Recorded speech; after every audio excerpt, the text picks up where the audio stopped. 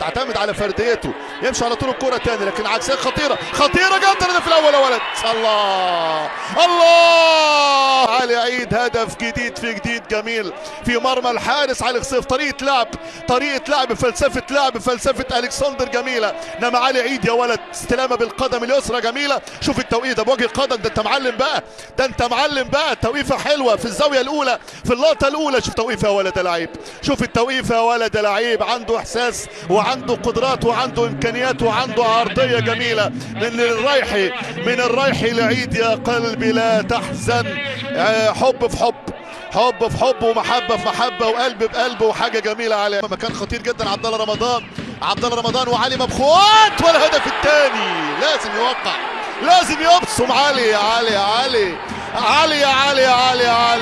غاب عنك. لا يحضر في اي وقت علي مبخوت يسجل الهدف. شو سبحان الله، دي اللعيبه الكبيره النهارده مش في اليوم الكبير، مش في حالته قوي، لكن في من الهدفين علي مبخوت وعبد الله سلطان.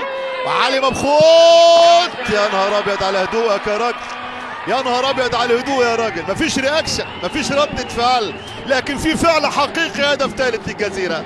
الجزيرة يسجل عن طريق الهداف التاريخي، وعن طريق الستارت، وعن طريق حبة الكريز، وعن طريق نجم منتخب الامارات، وعن طريق صاحب الارقام القياسية، وعن طريق واحد من اللعيبة اللي عندها عضوية في مملكة الهدافين. شوف الولد زايد العمري، شوف رشاقته اناقته جميلة، يتسبب في اول لقطة في ركلة جزاء تروح على طبق من ذهب لعلي مبخوت، ويعمل الحنجلة المعتادة بتاعته ويسجل هدف ثالث جميل لنادي الجزيرة. الخطورة تقرب مع فريق عنده كل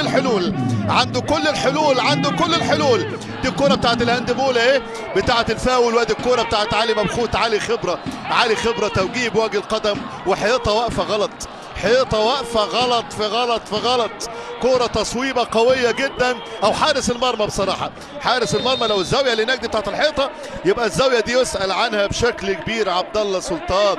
شوف الفرحة الجميلة بالنسبة لعشاق نادي الجزيرة. 2-1 الآن بالنسبة للفريق الجزراوي من كرة ثابتة.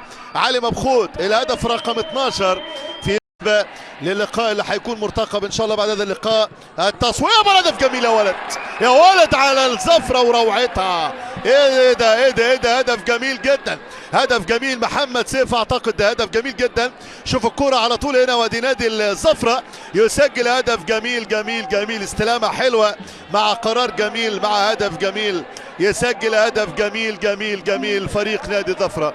اذا 3-2. شوف الكرة، شوف الرقابة، شوف المتابعة، شوف المشاكل اللي بالجملة. بيرجع لورا على طول نوفاك، غريب جدا، 4 لعيبة وسط لاعب واحد، وبرغم ذلك الزفرة يسجل. مشاكل